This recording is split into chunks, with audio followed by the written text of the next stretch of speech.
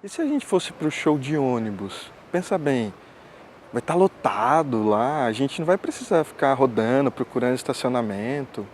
Ah, mas o problema é para voltar. E se quando acabar não tiver mais ônibus? Mas eu vi na internet que tem ônibus até 1 da manhã. E também o show vai acabar antes, com certeza. A gente pode ir no ônibus conversando, ficar mais despreocupado. Ah, mas de carro é mais confortável. A gente volta para casa mais relaxado. Já sei então, que tal se a gente fosse de táxi? Aí tem tanto as qualidades de um quanto de outro. Ah, não sei.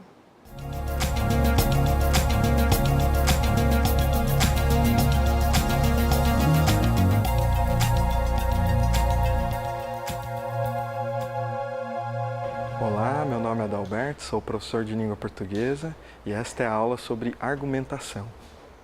Você viu a discussão em que eu estava lá com a minha amiga?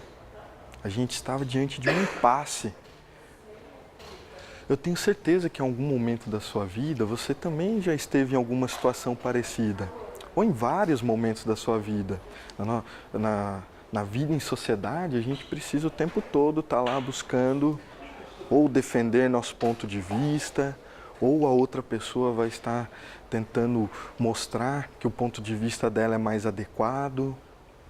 O tempo todo estamos diante de questões em que nós precisamos tomar um posicionamento. Veja só, questões como: devemos preservar nossas águas, todos precisam ter acesso à educação. Exige ali um posicionamento, mas é fácil perceber que ali realmente devemos preservar nossas águas ou realmente todos precisam ter acesso à educação. Qualquer pessoa de bom senso consegue perceber, né, essas verdades. Agora, quando estamos diante de questões como: devemos reduzir a maioridade penal ou a veiculação de informação na internet deve ser controlada. Olha só, são questões mais controversas. Vão existir pessoas que vão ser contra e pessoas que vão ser a favor, né? Vai existir aí uma polêmica maior, mais difícil de resolver. E como se faz então? Como se faz quando estamos diante de questões que precisam de um posicionamento, pois podem decidir futuros, pode gerar valores ali dentro do grupo social? Como decidir então que caminho tomar? Devemos realmente reduzir a maioridade penal? A veiculação de informação na internet deve realmente ser controlada? Como se posicionar diante de questões como essas? Veja só, lá, lá na história do poderoso chefão, no momento em que ele está instruindo o seu conselheiro, ele diz bem assim para ele: nunca se aborreça. Nunca faça uma ameaça, mas sim argumente com as pessoas. Parece até irônico lá, Dom Corleone, poderoso chefão, dizendo isso. Mas tem muita verdade na fala dele, tem muita sabedoria ali. Ao longo da nossa vida em sociedade, a gente foi aprendendo e percebendo também que não era necessário resolver todas as polêmicas, todas as questões por meio da força ou da violência. Nós poderíamos usar a palavra, poderíamos usar a argumentação para persuadir, para convencer de determinado ponto de vista, para resolver os impasses e as polêmicas. Mas como é a argumentação? Como argumentar? O que é, na verdade, argumentar? É isso que a gente vai ver hoje no decorrer dessa aula. Para a gente poder responder a essa questão, vamos dar uma olhada num texto de um aluno nota 10 na FUVEST, que é o vestibular da USP. Vamos lá? Amizade e virtude. Segundo Voltaire, os maus não adjungem mais do que cúmplices. Os interesseiros reúnem sócios. O comum dos homens mantém relações. Os príncipes têm cortesãos. Só os virtuosos têm amigos. Amizade e virtude são indissociáveis, essenciais para uma existência feliz, mas muito raras. Por isso, filósofos, músicos e poetas de todos os tempos consideram-nas verdadeiros presentes. O virtuoso não busca obter vantagem em seus relacionamentos, nem glórias pelos seus bons atos. Faz o bem por convicção moral, daí ser tão raro. Pode-se pensar que o capitalismo é responsável por corromper as pessoas e afastar a virtude, mas recentemente os ultraconsumistas norte-americanos demonstraram-se muito virtuosos quando doaram milhões de dólares às vítimas do furacão Katrina, anonimamente. Se são capazes de tal ato de generosidade com estranhos, certamente o são com os conhecidos e, portanto, têm amigos. Considerando-se a declaração do soldado a Ciro, a dificuldade de se encontrar um amigo é problema antigo. Nunca foi fácil encontrar pessoas dispostas a confiar integralmente em outras, a dedicar-se ao próximo e manter a ética. Também é raro encontrar um indivíduo que reconheça um relacionamento sem interesse financeiro como mais valioso do que um cavalo campeão ou um reino. Para tanto, é necessário entender a diferença entre preço e valor, conceitos não absorvidos pela humanidade desde a Idade Antiga. O enorme valor da amizade vem, em parte, do desejo de aperfeiçoamento contínuo que um amigo desperta no outro. Para ser digno de um presente tão valioso quanto a amizade, o indivíduo sente vontade de melhorar sempre. É possível comparar esse relacionamento a um tratado de ajuda recíproca, no caso tácito, incondicional e vitalício. A amizade faz parte da essência atemporal do homem e é o sentimento mais elevado dessa. Ao contrário do amor, sempre acompanhado do ciúme, a amizade é parceira da virtude e sempre torna a solitária existência humana mais significativa e alegre. Olha só, para a gente entender esse texto e ver a maneira como o enunciador vai se colocando ali, vai articulando as suas palavras, vamos pensar primeiro do mais básico. Do que esse texto trata? Se olharmos lá, desde o título, amizade e virtude, já podemos ter aí uma pista, né, do que esse texto vai tratar, da amizade e da virtude. E no prosseguir, né, da nossa leitura, a gente vai confirmando essa nossa hipótese, realmente. Ele vai falar lá, só os virtuosos têm amigos, vai falar amizade e virtude são indissociáveis, o virtuoso não busca obter vantagem, portanto tem amigos, encontrar um amigo, etc. Prosseguindo com a leitura, a gente vai percebendo que a amizade é o assunto central ali, de fato. Diz lá, né, o enorme valor da amizade. A amizade faz parte da essência temporal do homem. E a virtude aparece ali como uma delimitação desse assunto, né, desse assunto central. Ele vai dizer, né, que a amizade e virtude são indissociáveis. Você percebeu que quando ele vai tratar então da amizade como um assunto global e da amizade e a virtude como indissociável, fazendo uma delimitação para esse assunto, ele não vai ali nesse texto contar uma história sobre dois amigos ou vai dar instruções como adquirir amigos ou vai descrever o que é a virtude, o que é a amizade. Ele não vai ele não vai construir o texto com esses propósitos, embora ele possa se valer dessas sequências, né, no texto, dessas estratégias. Ele vai, na verdade, buscar defender um ponto de vista a respeito da amizade e da virtude. Chamamos um texto que busca defender um ponto de vista, que apresenta um posicionamento crítico do enunciador, que vai construir uma sequência lógica de argumentos, buscando o fim último de convencer, chamamos esse tipo de texto dissertativo argumentativo. Em linhas gerais, então, o texto dissertativo argumentativo é aquele texto em que vai ser todo construído de maneira a defender um ponto de vista. Lembra lá da minha discussão com a minha amiga? Eu defendia, né, que nós fôssemos ao show de ônibus. Eu defendia que serve melhor, no caso ali, né, que poderia dizer que eu defendia que serve melhor ao homem o transporte público. Ela, por outro lado, defendia que serve melhor ao homem o carro, né, o carro particular. Na nossa discussão, nenhuma conclusão ali pode ser considerada uma verdade absoluta. Na verdade, se nós continuássemos, haveria sempre argumentos, tanto para um lado quanto para o outro.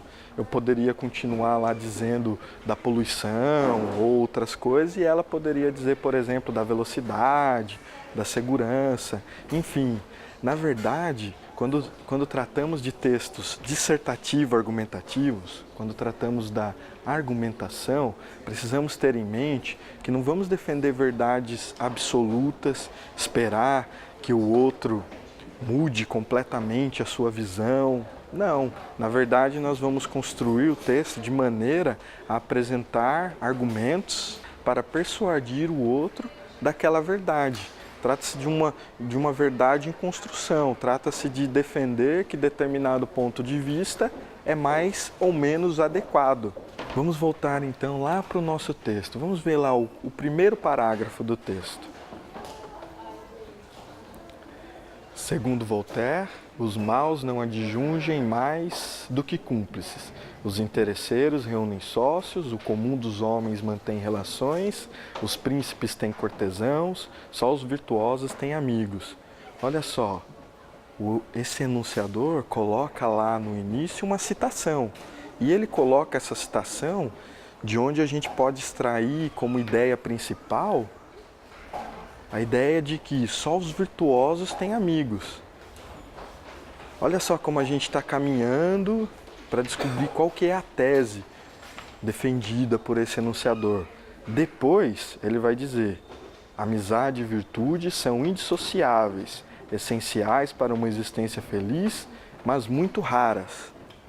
Viu só? Ele colocou lá uma citação que trazia ali uma ideia central da amizade e que só os virtuosos possuem amigos, e na sequência ele expressou ali uma afirmação: amizade e virtude são indissociáveis, essenciais para uma existência feliz, mas muito raras. Temos aqui então a tese desse texto dissertativo argumentativo. Toda a sequência, então, deve ser construída em torno dessa tese. Veja agora, então, o trajeto. Vamos sintetizar o trajeto que esse enunciador fez até agora. Existia lá um assunto global, a amizade. Podemos dizer que dentro desse assunto global, dentre os diversos aspectos que poderiam ser tratados, existe ali um tema que é a importância da amizade, como se dá a amizade. E, dentre esse tema, ele vai se posicionar, ele vai colocar ali o seu ponto de vista, que é: amizade e virtude são indissociáveis, essenciais para uma existência feliz, mas muito raras. Para então convencer o leitor de que sua tese é verdadeira, não basta apenas expressar qual é a tese. Ele vai precisar agora defender, apresentar argumentos.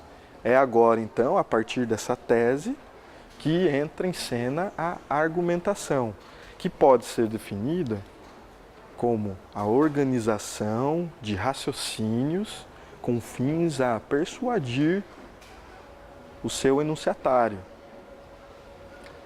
A finalidade da persuasão é levar o enunciatário a aceitar que determinada tese é verdadeira.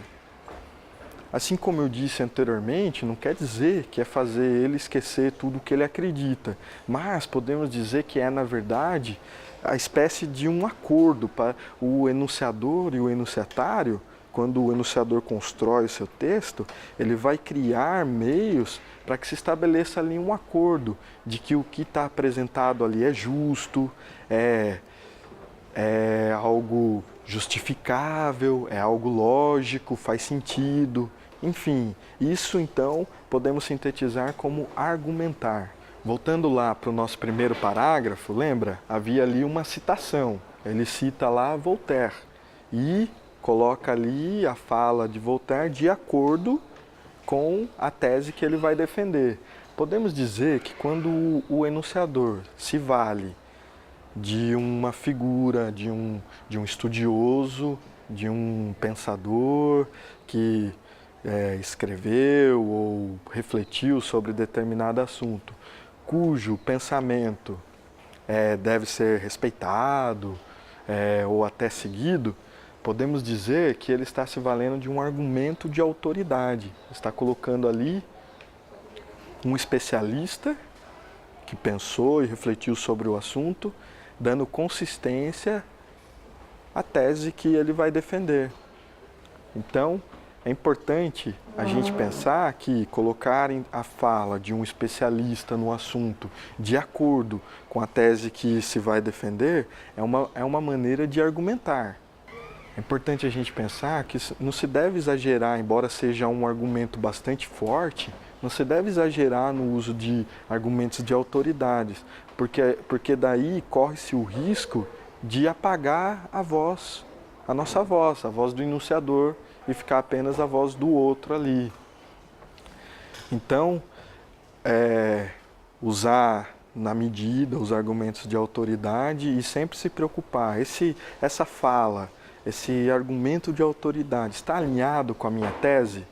Aí sim, como esse enunciador do texto Amizade e Virtude fez, teremos lá um argumento bastante rico, bastante forte. Prosseguindo, lá no final do parágrafo, ele vai dizer: por isso filósofos, músicos e poetas de todos os tempos consideram-nas verdadeiros presentes. Olha só como ele, no fim do parágrafo, complementa a ideia apresentada lá no argumento de autoridade, completamente alinhado com a tese que ele vai defender. Pensando novamente na tese, quando a gente está falando de um texto dissertativo, argumentativo, o posicionamento do enunciador, a tese que ele vai defender e o tema do qual trata o texto precisa aparecer com bastante clareza. Normalmente, em manuais ou mesmo em orientações de como escrever textos dissertativos e argumentativos, é comum que indiquem que a tese e o tema proposto precisa estar bastante claro já no primeiro parágrafo, que seria a introdução desse texto. Independente do momento em que vai aparecer, na hora que você estiver construindo o seu texto, precisa ter um posicionamento bastante claro. Vamos olhar o segundo parágrafo. O virtuoso não busca obter vantagem em seus relacionamentos, nem glórias pelos seus bons atos. Faz o bem por convicção moral, daí ser tão raro. Olha só, esse enunciador vai agora, no começo do segundo parágrafo, descrever o que seria a pessoa virtuosa, aquela que não busca obter vantagem, não busca obter glórias, que faz as coisas por convicção moral, para dizer que isso é algo raro. Quando ele faz essa afirmação aí no início do segundo parágrafo, essa descrição do que é ser virtuoso, podemos dizer que ele está usando um argumento com base no consenso. Ou seja, ele está se valendo de uma ideia que já é cristalizada na sociedade, que já é aceita, se não por todos, pelo menos pela maioria das pessoas. Vamos ver qual ideia é essa. Ele diz, o virtuoso não busca obter vantagem em seus relacionamentos, nem glórias pelos seus bons atos, faz o bem por convicção moral. Olha só, não tem aqui a ideia de que a maioria das pessoas busca obter vantagem, que não faz o bem sem esperar alguma glória. Então ele usa uma ideia que existe ali no consenso para fazer a sua afirmação de que é algo raro. Na sequência, ele vai dizer: pode-se pensar que o capitalismo é responsável por corromper as pessoas e afastar a virtude. Quando ele diz ali, né, pode-se pensar, e apresenta essa ideia de que o capitalismo poderia corromper as pessoas e afastar a virtude, a gente pode dizer que ele está, na verdade, se posicionando do outro lado. Ele está se posicionando como alguém que contra-argumentaria a tese que ele defende, né, de que a virtude é algo raro, no caso. Ele está então antecipando uma refutação, expressando ali no texto dele. Ele está pensando assim, alguém pode dizer que, na verdade, todas as pessoas são virtuosas, não é algo raro. O que acontece é que é o capitalismo que faz a virtude se afastar das pessoas. Mas não, então ele antecipa essa refutação para depois desconstruí-la. Veja só como essa estratégia de antecipar uma refutação, né, de trazer a voz contrária para o diálogo, para depois, né, desconstruir essa voz, enriquece a argumentação. Ele vai dizer assim, então: mas recentemente, os ultraconsumistas norte-americanos demonstraram-se muito virtuosos quando doaram milhões de dólares às vítimas do furacão Katrina anonimamente. Ele coloca aqui na sequência, então, né, para desconstruir essa refutação, uma evidência de algo conhecido. Embora ele não cite a fonte de onde ele tirou essa informação, quando ele usa lá o advérbio recentemente, né, ele está dizendo ali que é algo que aconteceu ali, conhecido, algo do presente recente. Por isso, ele pressupõe que o seu leitor conheça esse fato. E, né, mostra que até mesmo ultraconsumistas norte-americanos podem doar dinheiro anonimamente. Quando, no processo de argumentação, o enunciador traz ali informações baseadas na realidade concreta, baseado em dados, em, por exemplo, notícias, em estudos, pesquisas, em números. Chamamos que esse tipo de argumento, né, essa estratégia que ele está usando, chamamos de argumento com base em provas concretas. Trazer, né, números, dados, fatos reconhecidos do mundo real, que o enunciatário vai reconhecer que são do mundo real, é uma estratégia de criar o efeito de verdade e de realidade daquilo que está sendo discutido ali no texto. Na sequência, o enunciador vai se colocar da seguinte forma: se são capazes de tal ato de generosidade com estranhos, certamente o são com os conhecidos, e, portanto, têm amigos. Olha só, ele coloca aí uma afirmação, né, uma sequência de ideias. Eles são capazes de generosidade com estranhos. Então, são capazes de generosidade com conhecidos. Por isso, têm amigos. É uma sequência lógica que a gente pode questionar. Não tem como comprovar se realmente é isso. Mas pela maneira como está ali descrito, como está ali organizado, temos um argumento por dedução, que cria um efeito de verdade, embora possa ser questionado, né? É um argumento que se vale da organização lógica. Vamos dar uma olhada no próximo parágrafo. Considerando-se a declaração do soldado assírio, a dificuldade de se encontrar um amigo é problema antigo. Veja só, ele está colocando ali a ideia da dificuldade de se encontrar um amigo como algo já bastante antigo. Mas quando ele diz, considerando-se a declaração do soldado assírio, que declaração é essa? Olha só, esse enunciador está pressupondo que o seu enunciatário conheça essa declaração, né?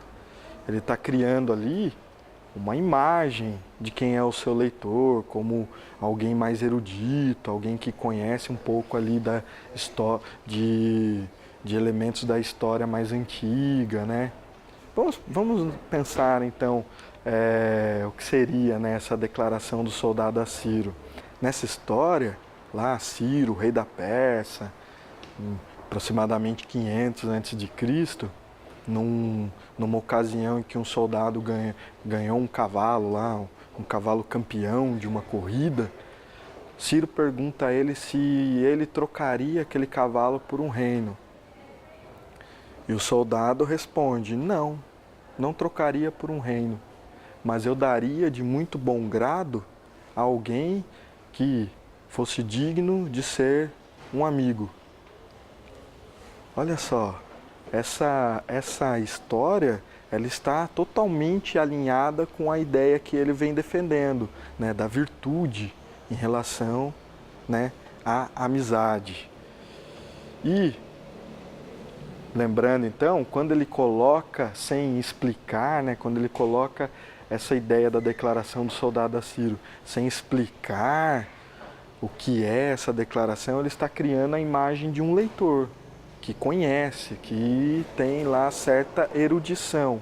Ao mesmo tempo, ele está criando também a sua imagem, a imagem de um autor como alguém que conhece do que foi estudado desde a antiguidade sobre a amizade, alguém que sabe o que realmente está falando, pois estudou, pois observou, pois pesquisou, né?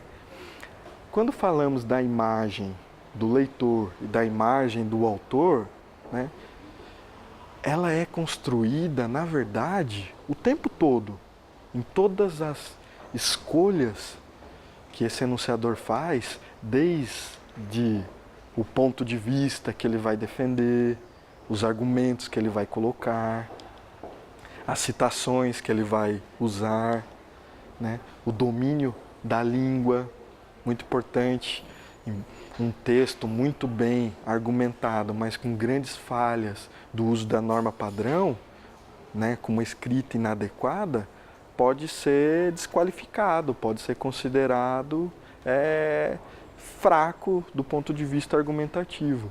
Então, né, é importante esse olhar atento ao domínio da língua, ao uso da norma padrão, pois esse uso está criando uma imagem de quem é esse autor, né? Também o uso do vocabulário, emprego de gírias para um texto, por exemplo aqui, né, um texto argumentativo dissertativo para um vestibular, o uso de gírias ou de palavras de baixo calão, né, pode estar desalinhado com a expectativa daquele leitor, né?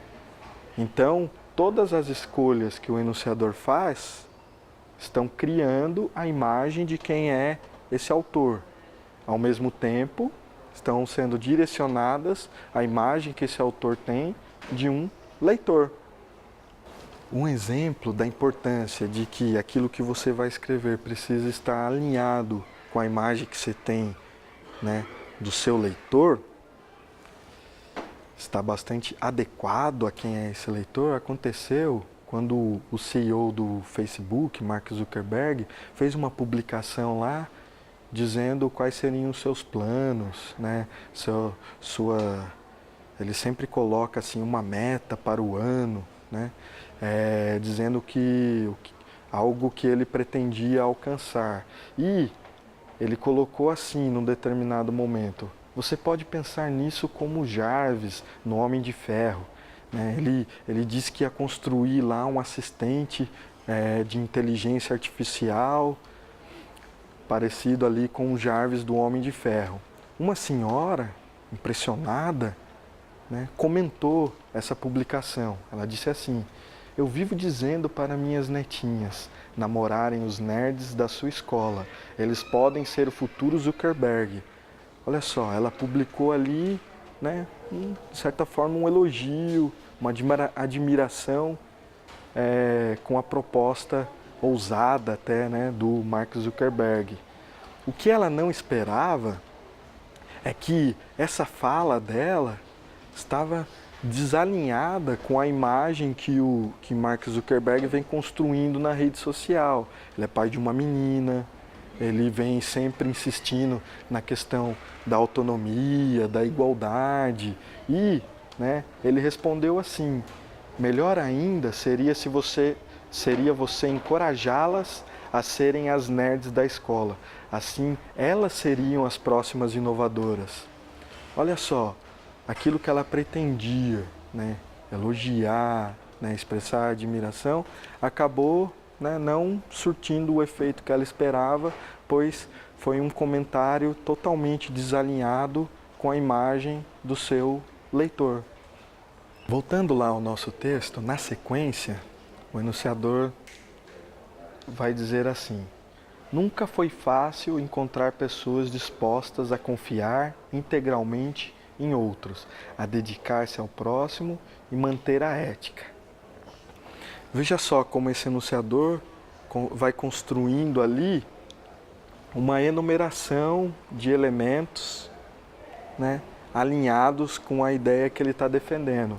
Nunca foi fácil, né, essa dificuldade de se encontrar pessoas virtuosas, e ele vai estender o sentido, né, do que seria a pessoa virtuosa, né?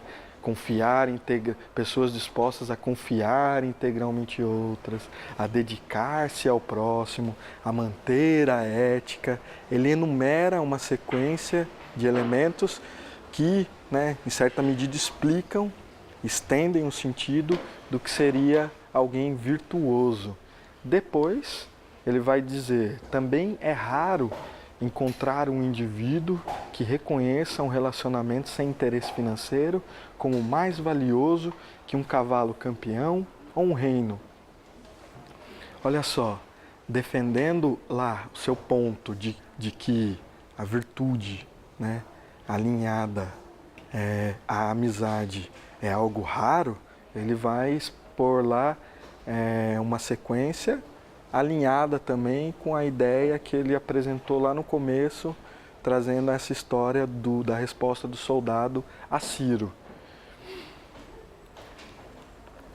Depois vai dizer assim: para tanto, é necessário entender a diferença entre preço e valor, conceitos não absorvidos pela humanidade desde a Idade Antiga. Aqui, né, na argumentação que ele constrói, ele coloca lá em oposição, isso ainda alinhado com a história contada lá da resposta do soldado a Ciro, ele faz a oposição entre o preço, ligado ao material, e o valor como algo mais ligado, como algo mais moral, né? E, né, por meio dessa oposição, de que, né, na verdade, o que ele está defendendo é que, para que exista a amizade, né, o valor é o que realmente está em jogo, mas isso é raro, porque a maioria das pessoas buscam, na verdade, riquezas ligadas mais ao material. Você está percebendo como ele foi, ao longo de todo o texto, articulando ideias, argumentos, se posicionando de modo a defender a sua tese? O que falta agora, né? O que mais falta para esse texto? No próximo parágrafo, então, ele vai dar lá continuidade a todo esse processo argumentativo que ele vem desenvolvendo.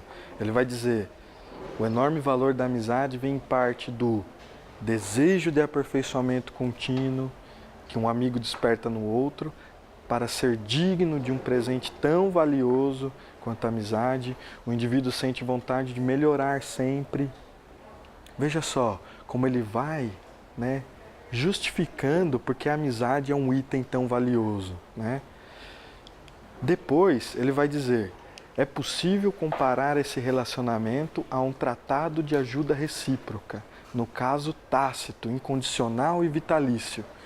Ele vai fazer agora o uso de um argumento por comparação. Ele vai comparar a amizade a um, né, tratado de ajuda recíproca. Então ele vai trazer toda a ideia contida lá no que é um tratado de ajuda recíproca e vai ligar essa ideia a amizade. Então, né, pela maneira como ele coloca esse argumento de comparação, a amizade vai ser então entendida como um tratado de ajuda recíproca, incondicional, né, sem nada que imponha algum tipo de condição, desinteressada, e vitalícia, algo que vai durar para sempre. Ele diz ainda que é um tratado tácito, ou seja, não é algo declarado, né? É algo ali feito de maneira implícita na existência da amizade em si. Você está convencido, né, da tese desse enunciador? Tenho certeza que ele foi colocando argumentos de maneira que realmente nos fazem acreditar na veracidade da tese que ele defende. O que falta agora? Ele construiu todo o seu texto. O que falta agora? Falta agora uma conclusão, falta agora um fechamento. Nesse fechamento, ele vai buscar sintetizar a ideia que ele apresentou lá na sua tese. Vamos ver como que ele faz isso. A amizade faz parte da essência atemporal do homem e é o sentimento mais elevado dessa. Veja só, quando ele diz, né, que a amizade faz parte da essência atemporal, ou seja, existe desde quando o homem existe, né, algo essencial, mas alinhado com o que ele veio dizendo de que é algo raro, de que é difícil, de que pessoas virtuosas são bastante raras e por isso a amizade também é algo raro. Veja só, quando ele coloca isso, ele está reforçando essa ideia de raridade, pois então, né, concluímos que é algo que sempre acompanhou a humanidade, mas que poucas vezes, de fato, existiu, se consolidou de verdade. Na sequência, ele vai dizer: ao contrário do amor, sempre acompanhado do ciúme, a amizade é parceira da virtude. Olha só, né? Ele faz aqui uma comparação até com o amor, esse sentimento tão exaltado, tão elevado, e coloca a amizade num patamar acima, porque ela é associada, né? Aliás, indissociável da virtude. O amor, na perspectiva como esse enunciador coloca, é na verdade ligada ao ciúme. Veja como ele reforça, ele amplifica essa ideia de que a amizade de fato é indissociável da virtude. Na sequência, ele diz: sempre torna a solitária existência humana mais significativa e alegre. Veja só como ele fecha defendendo, né, a ideia de que a amizade indissociável à virtude é algo raro e ele diz indispensável, reforçando a ideia da tese dele de que é algo essencial para uma existência feliz. Você viu como ele apresentou uma conclusão de maneira a sintetizar toda a ideia que ele veio construindo. Ele colocou essa conclusão de maneira objetiva, né, e simples. Vimos aqui então como é construído um texto dissertativo argumentativo, a importância das argumentações. Vemos aqui exemplos, né, de argumentações, estratégias argumentativas. Espero que você tenha gostado dessa aula, que lhe sirva nos momentos em que você for precisar colocar o seu ponto de vista, que certamente não serão poucos, e agora me ocorreu que eu preciso ir encontrar com a minha amiga, tão valiosa para mim, né? Um presente ligado à virtude a qual ela tem, e decidi que vou seguir se ela quer ir de carro, então eu vou de carro também.